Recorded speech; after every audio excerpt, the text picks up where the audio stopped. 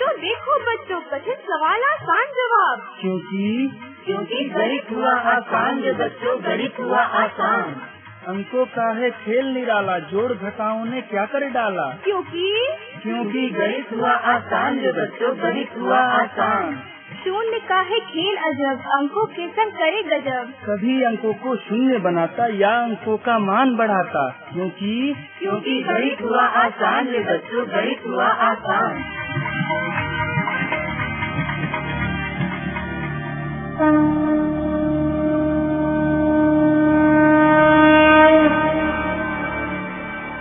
अलवर की आवाज 90.8 FM पर मैं हूं आपके साथ, आपका दोस्त बसंत।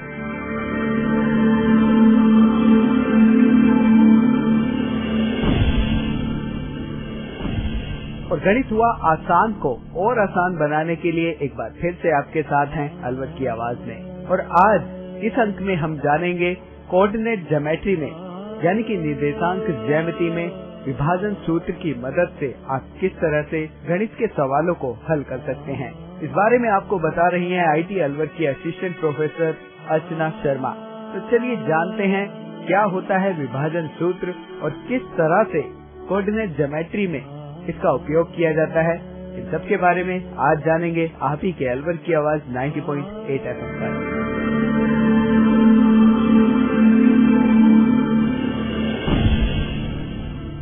नमस्कार बच्चों। नमस्कार मैम। मैं अर्चना शर्मा, आईटी अलवर से assistant professor department of mathematics से। तो आइए अब थोड़ा परिचय आपका भी ले लेते हैं। हाँ बच्चे, आप अपना नाम बताएं। मैं मोहम्मद सरफराज। आप? मैं मैम आनंद प्रकाश। आप बताएं। मैं नीरज कुमार उपाध्याय। ठीक है बच्चों आपको याद होगा हमने पिछले अंक में किस टॉपिक पर चर्चा की थी। निर्देशांक ज्यामिति के किस टॉपिक पर चर्चा की थी बच्चों? मैम मध्य बिंदु के निर्देशांक कैसे ज्ञात करते हैं। बिल्कुल सही। और हमने कुछ उदाहरणों से मध्य बिंदु के निर्देशांक ज्ञात करना भी सीखा था। जी मैम। तो आज बच्चों हम लोग एक और उदाहरण से मध्य बिंदु के निर्देशांक ज्ञात करना सीखेंगे। ठीक है। तो अब जो उदाहरण हम लेने जा रहे हैं वो दो मित्रों के लिए है। आप मान लीजिए सरफराज आप। जी मैम। और आनंद आप दोनों ही हाइकिंग ट्रिप के लिए जा रहे हैं। हाइकिंग ट्रिप मतलब लंबी पैदल यात्रा घूमने के लिए जा रहे हैं। जी मैम। ठीक है। मान लीजिए आप मतलब आनंद। जी मैम। आनंद जब आप जाएंगे, रास्ते में जाएंगे तो रास्ते के किसी एक बिंदु को आप अपना मूल बिंदु मान लीजिए। जी मैम। ठीक है। तो मूल बिंदु से 3 मील उत्तर की ओर तथा 2 मील पश्चिम की ओर चलेंगे। आनंद? जी मैम। कितनी दूरी तय करने जा रहे हैं? कहाँ से, कौन कौन सी दिशाओं से? मूल बिंदु से हम 3 मील उत्तर की ओर जा रहे हैं और 2 मील पश्चिम की ओर जा रहे हैं। बिल्कुल सही। उसी मूल बिंदु से सरफराज जो कि आपके मित्र हैं 4 मील पूर्व की ओर जा रहे हैं, पूरब की ओर, और 1 मील दक्षिण की ओर जा रहे हैं। जी मैम। ठीक है। तो आपको बताना है आप दोनों एक दूसरे से कितनी दूरी पर हैं। कोशिश करें। देखिए, सबसे पहले ध्यान दें, मैं जो अभी आपको बताने जा रही हूँ। सबसे पहले आपको आनंद, जी मैम, आपको अपनी स्थिति का पता लगाना होगा कि आप जिस बिंदु स्थिति पे जाके रुकेंगे। मैंने जैसे आपको बताया 3 मील उत्तर की ओर और 2 मील पश्चिम की ओर जाना है। ठीक है। तो अगर मैं आपकी यात्रा को निर्देशांक तल यानी कोऑर्डिनेट सिस्टम पर, ठीक है, इम्पोज कर दूं, तो आप मुझे बताइए जहाँ जाकर आप रुकेंगे वो कोई एक बिंदु मानेंगे। उस बिंदु के निर्देशांक ज्ञात होना बहुत जरूरी है। ठीक है। वो निर्देशांक मुझे बताएं क्या होगा, क्योंकि आपको याद होगा हमने अपने सबसे पहले अंक में जब हमने निर्देशांक ज्यामिति का इंट्रोडक्शन यानी परिचय दिया था, तब हम लोगों ने इस पर चर्चा की थी कि अक्षों को हम दिशाओं के हिसाब से निर्धारित करते हैं। एक्स अक्ष को कैसे रखते हैं सरफराज? किस दिशा से किस दिशा की ओर एक्स अक्ष माना जाता है? पूरब पश्चिम। बहुत सही। नीरज, आप मुझे बताएं कि उत्तर से दक्षिण की ओर कौन सा अक्ष होता है? मैम वाई अक्ष। बिल्कुल सही। ठीक है। नीरज मुझे बताएंगे सबसे पहले कि आनंद की जो बिंदु स्थिति है उसके निर्देशांक क्या होंगे? मैम -2,0। आनंद आप बताएं। -2,3। बिल्कुल सही। देखिए नीरज, यस मैम। आनंद 3 मील कहाँ तक गए हैं? उत्तर की ओर। उत्तर की ओर गए हैं और 2 मील पश्चिम की ओर गए हैं। तो ध्यान रहे 2 मील पश्चिम की ओर का क्या अर्थ है? एक्स अक्ष किस तरफ बढ़ रहा है? ऋणात्मक दिशा जी में। मैम। ठीक है, जी मैम। तो आपको पता चल जाएगा कि टू के साथ कौन सा चिन्ह आना चाहिए? माइनस का चिन्ह आना चाहिए। ठीक है, और आपको मैंने क्या समझाया? आपको पता है 3 मील उत्तर की ओर चले हैं। 3 मील उत्तर का क्या अर्थ है? Y axis positive. वाई अक्ष धनात्मक की ओर बढ़ेंगे। वाई अक्ष पर धनात्मक की ओर बढ़ेंगे। ठीक है, यानी कितनी इकाई आप काउंट करेंगे? 3। ठीक है ना? तो आप बताइए उस बिंदु स्थिति के निर्देशांक क्या होंगे? आनंद जहाँ पर जाकर रुक गए हैं -2 और 3। -2,3 और छोटे ब्रैकेट के साथ दोनों को बंद कर देंगे। ठीक है, यही प्रदर्शित करने का सही तरीका है। ठीक है, अब मुझे बताएं उसी मूल बिंदु से सरफराज।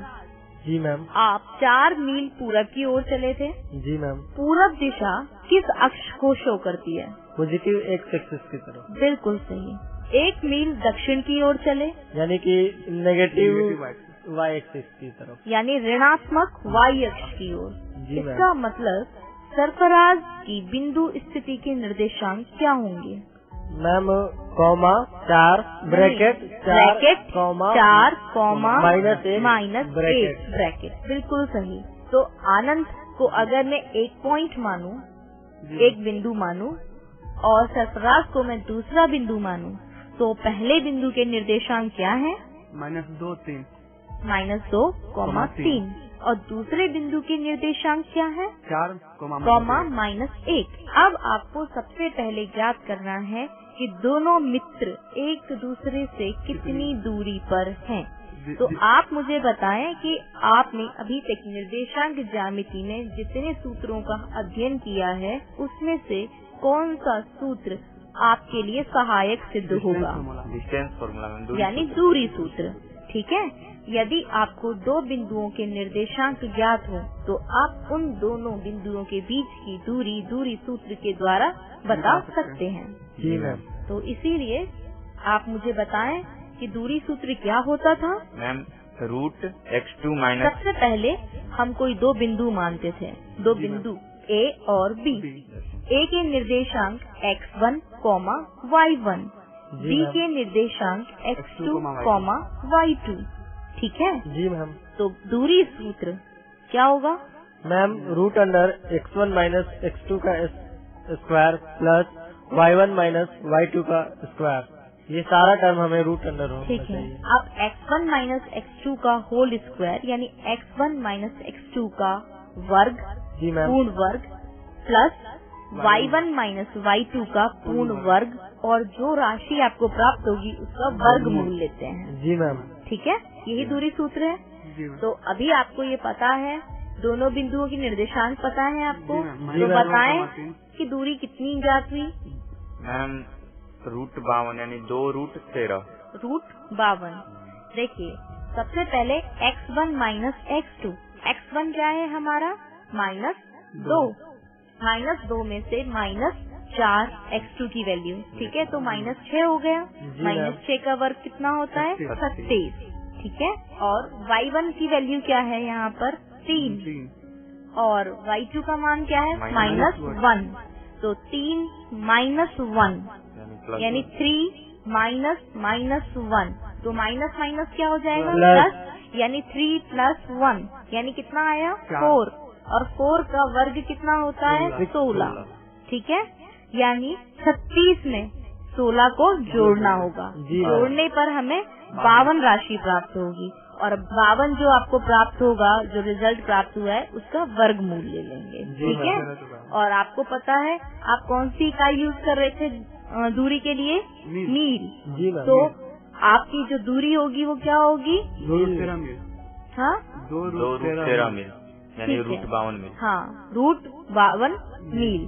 ठीक है, आप वर्गमूल अगर ज्ञात कर सकते हैं तो आप 52 के वर्गमूल भी बता सकते हैं। जी मैम। ठीक है, अब हम दूसरे क्वेश्चन पे पहुंचते हैं। ठीक है। जी मैम। इसी से रिलेटेड है वो दूसरा क्वेश्चन भी इसी से संबंधित है, ठीक है। यदि आप और आपके मित्र यानी आनंद और सरफराज लंच एक साथ करना चाहते हैं, क्योंकि दोनों ही हाइकिंग ट्रिप पर गए हुए हैं और लंच साथ में करना चाहते हैं, पर दोनों समान दूरी तय करना चाहते हैं, क्योंकि आनंद नहीं चाहते कि उन्हें सरफराज से ज्यादा चलना पड़े। समझ रहे हैं बच्चों? जी मैम। ठीक है। और सरफराज भी नहीं चाहते हैं, फिर जब आनंद नहीं आना चाहते हैं तो सरफराज भी ये कह रहे हैं कि हम भी उतनी ही दूरी तय करेंगे जितनी की आनंद करेंगे, यानी दोनों ही समान दूरी तक आना चाहते हैं। तो अब आपको ये ज्ञात करना होगा यहाँ पर कि ऐसे किस स्थान पर वो मिले, कौन सा बिंदु होगा। अगर मैं पहले ही आपको बता चुकी हूँ कि जो आप पैदल यात्रा तय कर रहे हैं उसको हमने कार्तीय तल पर इम्पोज कर दिया है, ठीक है। अब आपको ये ज्ञात करना होगा कि किस स्थान बिंदु पर मिले जहाँ दोनों को समान दूरी पैदल चलना पड़े। जी मैम। ठीक है। जी मैम। तो आप मुझे बताएं कैसे ज्ञात करेंगे। मैम मध्य बिंदु फॉर्मूला से निकाल सकते हैं कि कैसे समान आपने दूरी ये से। सोचा कि मध्य बिंदु फॉर्मूला से ही फाइंड आउट करना चाहिए? क्योंकि मैम हम जानते हैं कि अगर हमें समान दूरी तय करनी है, किसी जितना भी हमें दूरी तय करनी है उसके अगर मध्य से शुरुआत का सिरा का दूरी सेम होती है और उसके मध्य से अंतिम का सिरा का दूरी सेम होती है। सरल शब्दों में मैं भी आपको ये बता देती हूँ कि मध्य बिंदु ही एक रेखाखंड का ऐसा बिंदु है जो उस रेखा को समान भागों में विभाजित करता है। बिल्कुल सही। आपके इसी बात को मैंने थोड़ा सा सरल कर दिया है कि अगर हम दोनों के बीच जो रेखाखंड स्थापित हो रहा है, अगर उस रेखाखंड का मध्य बिंदु के निर्देशांक ज्ञात कर ले तो हमें ये पता चल जाएगा कि हमें कितनी दूरी तय करनी होगी। जी मैम। तो सबसे पहले हमें क्या करना होगा, मध्य बिंदु के निर्देशांक ज्ञात करने होंगे। उसके बाद आपको क्या करना होगा, अगर मध्य बिंदु से आनंद की बिंदु स्थिति की दूरी ज्ञात करूं, जी मैम, और मध्य बिंदु से सरफराज की बिंदु स्थिति की दूरी ज्ञात करूं, तो वही दूरी आपको बता सकती है कि आप दोनों को कितना समान अवस्था में चलकर आना हो। तो सबसे पहले अब हमें क्या करना होगा, मध्य बिंदु के निर्देशांक ज्ञात करने होंगे। तो हमें पहले से ही ये मालूम है, पहले ही हमने कार्तीय तल में पहले ही प्रदर्शित कर चुके हैं कि आनंद को हमने A पॉइंट माना था। A के निर्देशांक मालूम है आपको, बिंदु B के निर्देशांक मतलब जहाँ सरफराज रुके हैं, ठीक है, बिंदु निर्देशांक मालूम है, ठीक है, D के भी, ठीक। तो A और B को अगर हम मिलान करें तो वो कैसी लाइन होगी, एक सरल रेखा होगी, यानी किसी रेखा का एक टुकड़ा यानी रेखा खंड होगा, ठीक है। तो आपको सबसे पहले इस रेखाखंड का क्या फाइंड आउट करना है, मध्य बिंदु। तो अब नीरज मुझे बताएंगे मध्य बिंदु के निर्देशांक कैसे ज्ञात करते हैं। नीरज मैम, किसी भी रेखाखंड का मध्य बिंदु निकालने के लिए पहले मुझे उस रेखाखंड के दोनों सिरों का निर्देशांक ज्ञात होना चाहिए। बिल्कुल सही। और यहाँ पर देख रहे हैं कि दोनों सिरों का निर्देशांक मुझे मालूम है। हाँ, जैसे कि आप मुझे सूत्र बताइए एक बार, मध्य बिंदु का सूत्र क्या रहेगा। मध्य बिंदु का सूत्र जैसे कि यदि मैं कहूँ कि A के निर्देशांक x1 y1 है तथा B के निर्देशांक x2 y2 है, तो आप मुझे बताएं कि मध्य बिंदु के निर्देशांक क्या होंगे। नीचे मध्य बिंदु का निर्देशांक मैम छोटा कोश x2 plus x1/2 coma y1 plus y2/2 और छोटा कोश बंद। बिल्कुल सही। यानी क्या बताया है अभी नीरज ने कि आपके पास दोनों बिंदुओं के भुज का योग कर दें और योग का आधा कर दें, मध्य बिंदु के निर्देशांक की भुज राशि आपको मिल जाएगी, भुज का मान मिल जाएगा, ठीक है। और कोटि का मान अगर आपको ज्ञात करना है तो क्या करेंगे, मध्य बिंदु के निर्देशांक की कोटि अगर आपको ज्ञात करनी है तो आपको क्या करना होगा, दोनों बिंदुओं के कोटियों का मान योग करेंगे और योग का आधा कर देंगे। बिल्कुल सही। तो अभी जल्दी से बताओ मुझे, फाइंड करके जल्दी से ज्ञात करके बताओ मुझे कि आपके पास क्या आ रहा है मध्य बिंदु। एक कैसे आया। सबसे पहले आपको ये पता है कि हमारे पास जो निर्देशांक थे वो क्या क्या है, -2,3 और 4,-1। तो आपके पास यहाँ पर x1 और x2 की क्या क्या मान आए हैं, -2 और 4। ठीक है, -2 और 4 यानी -2 + 4 कितना हुआ, 2/2।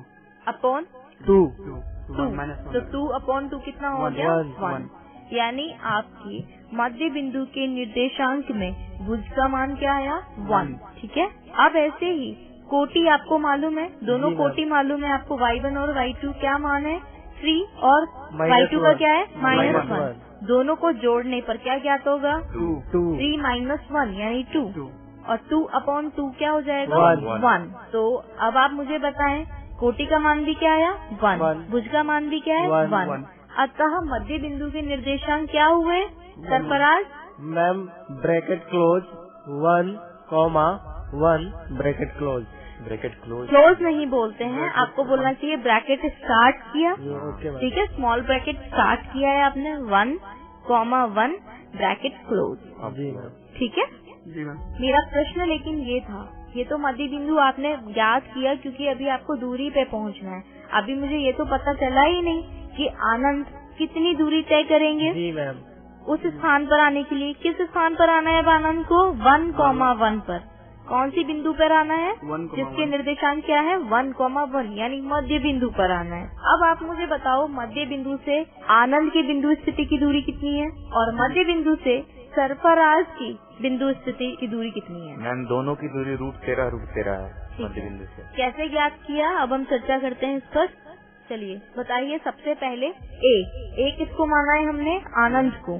ठीक है। ए के निर्देशांक क्या है? -2,3। तो -2,3 से 1,1 की दूरी बतानी है। तो 1,1 की दूरी सूत्र लगाना होगा हमें। जी मैम। तो लगाइए दूरी सूत्र। तो क्या बनेगा? -2 - 1 ये x का होल स्क्वायर प्लस 3 -1 का होल स्क्वायर और पूरे के पूरे मान का हमें क्या लेना होगा? वर्गमूल। ठीक है। तो -2 - 1 कितना हो गया? 3 का स्क्वायर कितना हो गया? 9 प्लस 2 का स्क्वायर कितना हुआ? 4 यानी 9 + 4 = 13 यानी 13 यानी 13 का वर्गमूल। -2,3 से 1,1 तक की दूरी ज्ञात करनी है। तो दूरी सूत्र जो हम लगाएंगे उसमें हमें क्या करना होगा? -2 - 1 क्योंकि आपको पता है x1 और x2 के मान चाहिए आपको। x1 का मान है -2 और x2 का मान है 1। ठीक है। तो x1 में से x2 जब घटाएंगे तो क्या बन जाएगा? -2 - 1 यानी 3। ठीक है। और x - x1 का क्या होता है? Whole square. इसका मतलब 3 का हमें क्या करना होगा? -3 का क्या करना होगा? Whole square. कितना बनेगा? 9। ठीक है। वैसे ही y1 - y2 का होल स्क्वायर निकालेंगे। कितना आएगा? 3 - 1 यानी 3 - 1 कितना हुआ? 2 का वर्ग कितना हुआ? 4। ठीक है। तो कितना बनेगा? 9 + 4 = 13। ठीक है। और 13 का आपको पता है x1 - x2 के whole square plus y1 - y2 का होल स्क्वायर का क्या करते हैं हम लोग? वर्गमूल लेते हैं। ठीक है। इसीलिए 13 का भी क्या करना होगा? वर्गमूल लेना होगा। ठीक है। और इकाई क्या ले रहे हैं हम यहाँ पर? मील। यानी कितनी दूरी तय करनी होगी? √13 मील। समझ आ गया आपको? ठीक है। अब दूसरी दूरी भी क्या यही आ रही है? √13। जी मैम। ठीक है। सभी बच्चे करके देख लेंगे अपने आप से। जी मैम। समझ आ रहा है आपको? जी मैम। क्या दोनों दूरियां समान है मध्य बिंदु से? मध्य बिंदु से A निर्देशांक की दूरी और मध्य बिंदु से B निर्देशांक की दूरी। मध्य बिंदु मतलब मध्य बिंदु के निर्देशांक।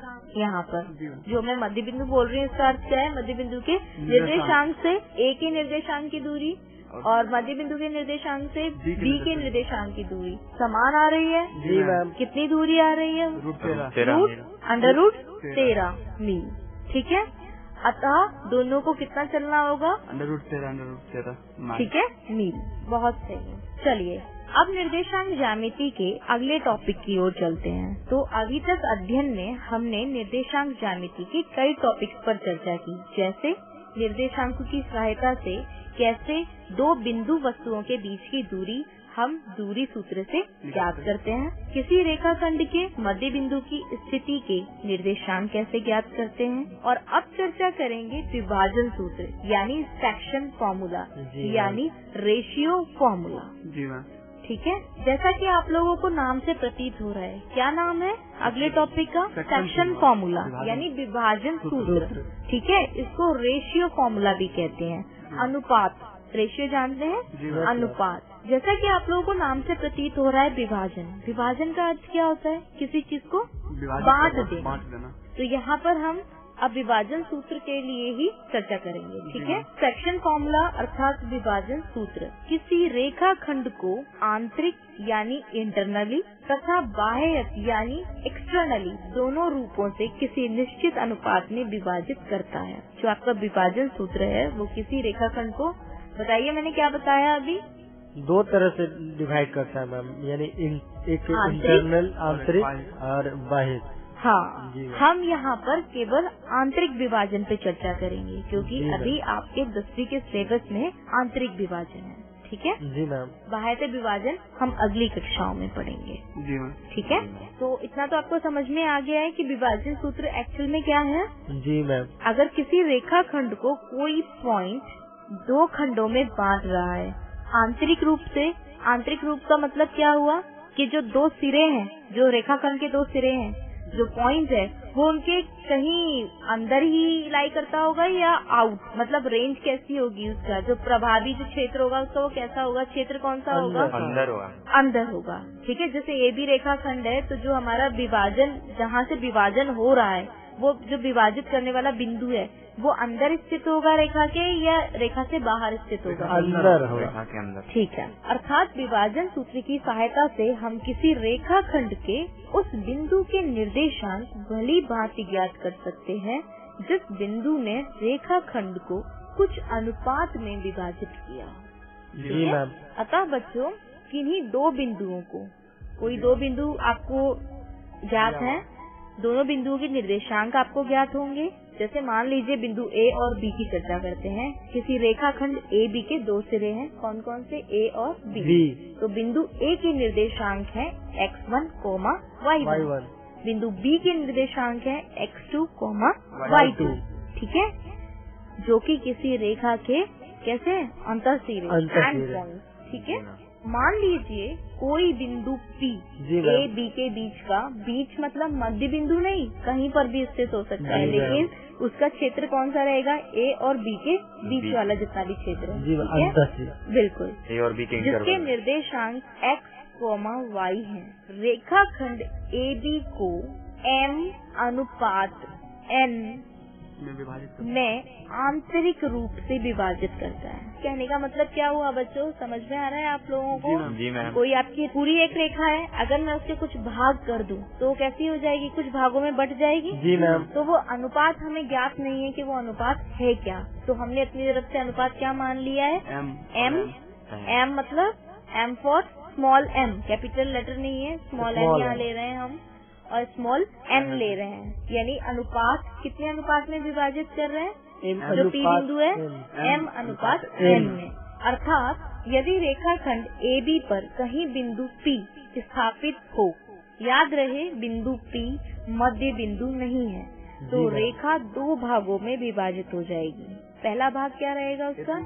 m। अगर उस भाग का हम नामकरण करना चाहें तो नामकरण भी कर सकते हैं, जैसा कि अभी आनंद ने कहा AP। जी मैम। दूसरा भाग क्या रहेगा? स्मॉल n, जिसको आपने PB कहा। अतः AP यानी A से P तक का भाग क्या नामकरण किया इसका? AP जो रेखा खंड का पहला भाग है, अर्थात स्मॉल m।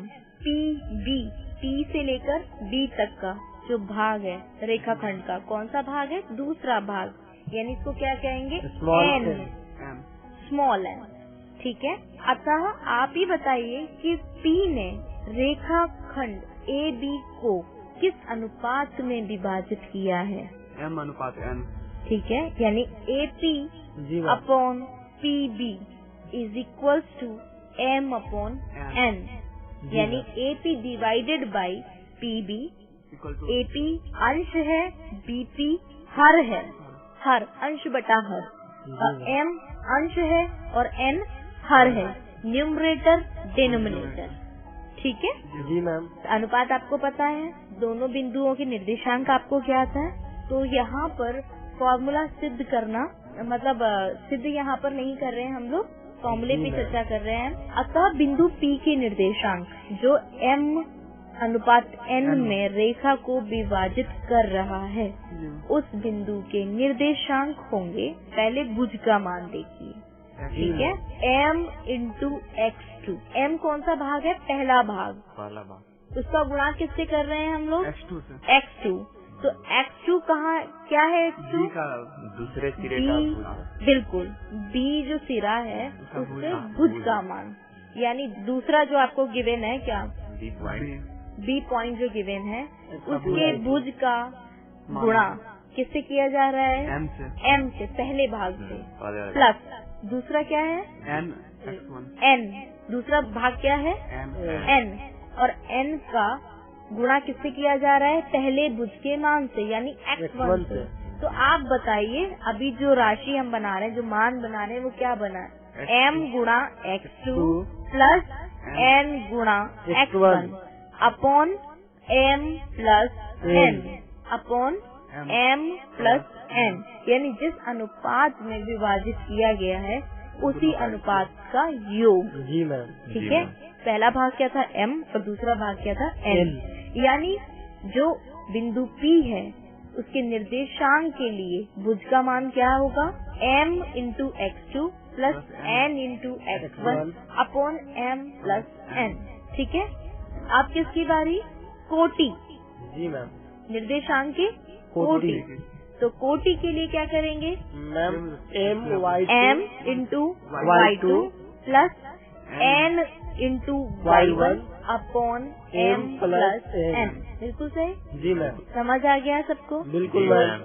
आप बताएं नीरज कि बिंदु P जो रेखाखंड AB को m अनुपात n में विभाजित कर रहा है आंतरिक रूप से, उस बिंदु के निर्देशांक क्या हुए? उस बिंदु का निर्देशांक छोटा कोष्ठ mx2 कोष्टक शुरू छोटा कोष्टक शुरू mx2 प्लस mx1 अपॉन में m plus n, comma my2 plus ny1 upon m plus n, फिर छोटा कोष्टक बंद। बिल्कुल सही।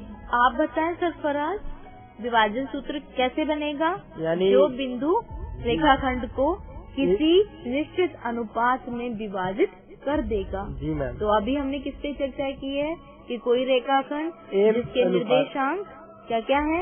x1 y1 x2 y2 दोनों बिंदुओं के निर्देशांक। ठीक है, और किस अनुपात में विभाजित कर रहे हैं? m अनुपात n में। तो बताइए उस बिंदु के निर्देशांक क्या होंगे? भुज का मान होगा mx2 plus nx1 उपॉन m plus n। बिल्कुल सही। और कोटि का मान होगा my2 plus ny1 upon m plus n। बिल्कुल सही। ठीक है आनंद, आपको भी समझ आ गया? जी मैम। इसका उपयोग हम कहाँ कहाँ कर सकते हैं? बिल्कुल, मैं बताती हूँ। जी मैम। मान लीजिए किसी मोबाइल कंपनी को 2 शहरों, जी मैम, कोई भी 2 शहर ले लीजिए, हम उन्हें यहाँ पर शहर A और शहर B से डिनोट करेंगे। ठीक है, पहला शहर हमारा A और दूसरा शहर B। ठीक है जी मैम। तो मोबाइल कंपनी को दोनों शहरों के बीच में एक प्रसारण टावर लगाना है। ठीक है, और प्रसारण टावर ऐसे स्थान पर, मतलब जो उसकी स्थिति जो है, जिस बिंदु पर उसको लगाना है, हमें जमीन में जिस बिंदु पर उसको लगाना है, ऐसे स्थापित करना है कि टावर की B से दूरी, शहर B से दूरी उसकी A से दूरी की दुगनी।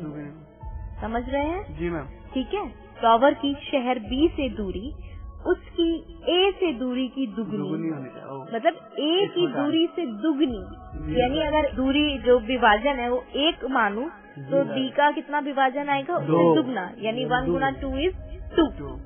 आ गया समझ में? मतलब 1 को अगर 2 से गुणा करें तो क्या आएगा? 2। ठीक है, तो यदि P रेखाखंड AB पर स्थित है, P क्या हुआ? प्रसारण टावर। जिस बिंदु पर यानी जिस जगह पर प्रसारण टावर लगाया जाना है, उस बिंदु स्थिति को हमने किससे डिनोट कर दिया है? किससे हम प्रदर्शित कर रहे हैं? P से। क्या बिंदु रख लिया उसका नाम? P बिंदु। और शहरों के बिंदु कौन कौन से हैं? A और B। तो यह AB को 1:2 में विभाजित करेगा। जी बिल्कुल सही। यहाँ तक समझ में आ गया आपको? जी मैम। ठीक है। अगर मैं अब आपको यहाँ पर शहर ए के किसी बिंदु को, मतलब शहर ए को अगर कार्तीय तल पर इम्पोज कर दूं, तो मैं आपको ए के निर्देशांक बता दूं, जी मैम। निर्देशांक शहर बी के भी बता दूं, और आपको ये पता है कि प्रसारण टावर 1:2 में दोनों शहरों को विभाजित कर रहा है।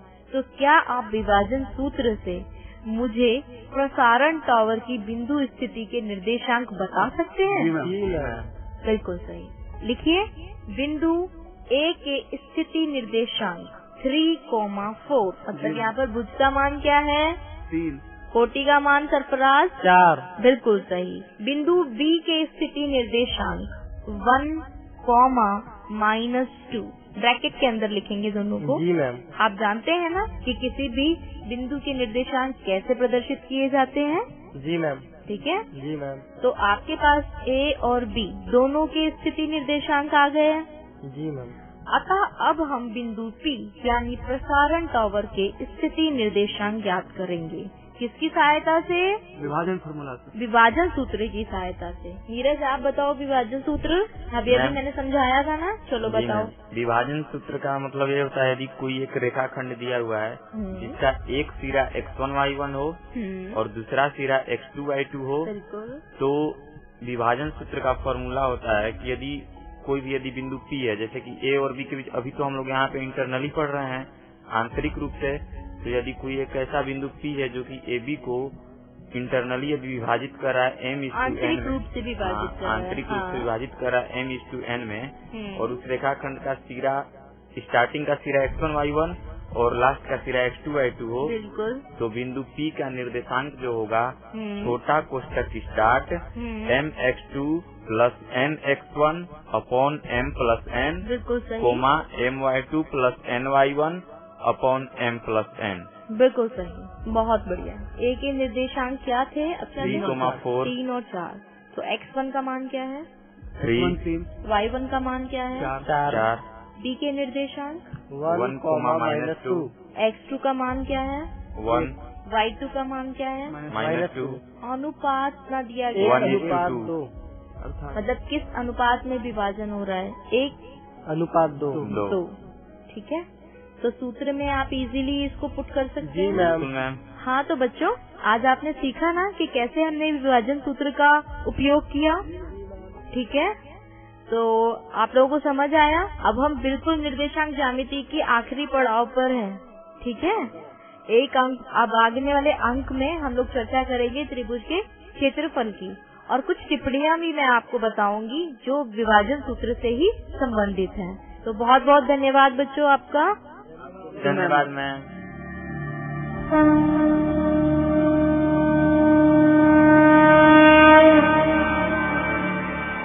तो दोस्तों, अब तो आप जान ही गए होंगे कि कोऑर्डिनेट ज्योमेट्री में यानी कि निर्देशांक ज्यामिति में विभाजन सूत्र की मदद से किस तरह से आप अपने सवालों को हल कर सकते हैं और क्या होता है विभाजन सूत्र, इस बारे में भी आपको पता चल चुका होगा। इसके बारे में आपको बता रही थी IIT अलवर की असिस्टेंट प्रोफेसर अर्चना शर्मा, और साथ में थे हमारे कुछ कम्युनिटी स्टूडेंट। ये प्रोग्राम भारत सरकार के विज्ञान एवं प्रौद्योगिकी विभाग द्वारा प्रेरित एवं समर्थित किया गया है। आपको ये प्रोग्राम कैसा लगा? आप अपने फीडबैक, प्रतिक्रिया हमें दे सकते हैं। अपने फीडबैक देने के लिए हमारा पता है कम्युनिटी रेडियो अलवर की आवाज 90.8 megahertz, IIT group of institutions, north extension MIA Alwar Rajasthan. हमारे फोन नंबर है 9587908908 और दूसरा नंबर है 0144512190। आप हमें मेल भी कर सकते हैं। हमारी ईमेल आईडी है radioalwar@gmail.com, और साथ ही इस प्रोग्राम को आप ऑनलाइन यानी कि इंटरनेट पर भी सुन सकते हैं। इंटरनेट पर सुनने के लिए आपको लॉगिन करना है www.i-radiolive.com पर, और साथ ही मैथमेटिक्स यानी गणित हुआ आसान के एपिसोड आप ऑनलाइन यानी कि इंटरनेट के माध्यम से एक दुनिया अनेक आवाज के वेबसाइट पर भी सुन सकते हैं। वेबसाइट है www.edaa.in। लॉगिन कीजिए और कहीं भी बैठकर ऑनलाइन आप इन मैथमेटिक्स के प्रोग्राम को सुन सकते हैं। इसी के साथ अपने दोस्त बसंत को दीजिए इजाजत। नमस्कार।